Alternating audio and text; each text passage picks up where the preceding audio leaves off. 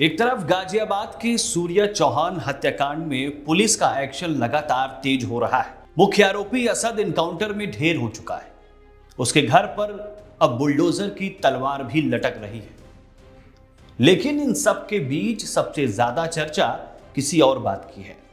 सवाल यह है कि आखिर समाजवादी पार्टी के प्रमुख अखिलेश यादव इस पूरे मामले पर खामोश क्यों हैं? 28 मई बकरीद का दिन और गाजियाबाद में 17 साल के सूर्या चौहान की हत्या। घटना ने पूरे इलाके को झकझोर दिया। पुलिस हरकत में आई और 31 मई को मुख्य आरोपी असद को इनकाउंटर में मार गिराया। अब आरोपी के घर पर प्रशासनिक कार्रवाई की तैयारी चल रही है।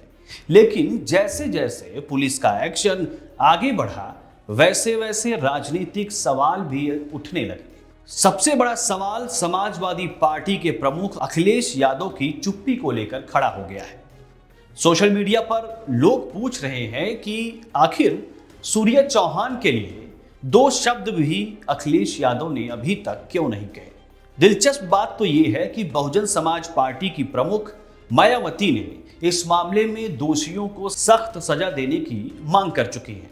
लेकिन अखिलेश यादव की ओर से अब तक कोई सार्वजनिक प्रतिक्रिया सामने नहीं आई है। यही वजह है कि सोशल मीडिया पर बहस छिड़ी हुई है और अखिलेश यादव की चुप्पी को लेकर सवाल खड़े किए जा रहे हैं। सोशल मीडिया यूजर्स 2015 के चर्चित अखलाक लिंचिंग मामले को याद दिलाते हुए सवाल उठा रहे हैं कि उस समय पीड़ित परिवार के लिए आर्थिक मदद की घोषणा करने वाले तत्कालीन सीएम अखिलेश यादव सूर्या चौहान हत्याकांड पर अब तक मौन क्यों हैं।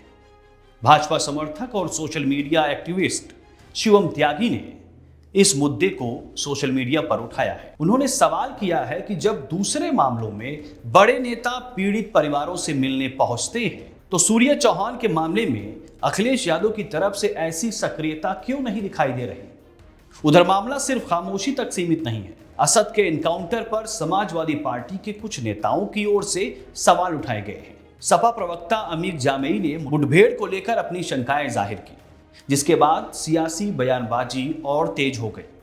योगी सरकार में मंत्री ओपी राजभर ने इस पर तीखा हमला बोला है।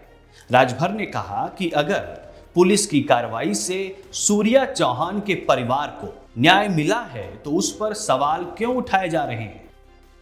उन्होंने समाजवादी पार्टी के नेताओं पर भी निशाना साधा है। उधर सूर्या की हत्या के आरोपियों के घर पर कानूनी शिकंजा कसता जा रहा है।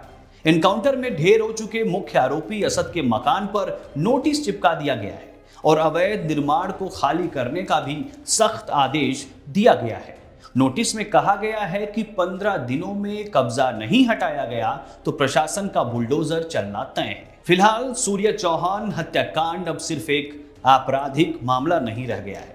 पुलिस की कार्रवाई, इनकाउंटर, बुलडोजर एक्शन और नेताओं की चुप्पी, इन सब ने मिलकर इसे एक बड़ा राजनीतिक मुद्दा बना दिया है।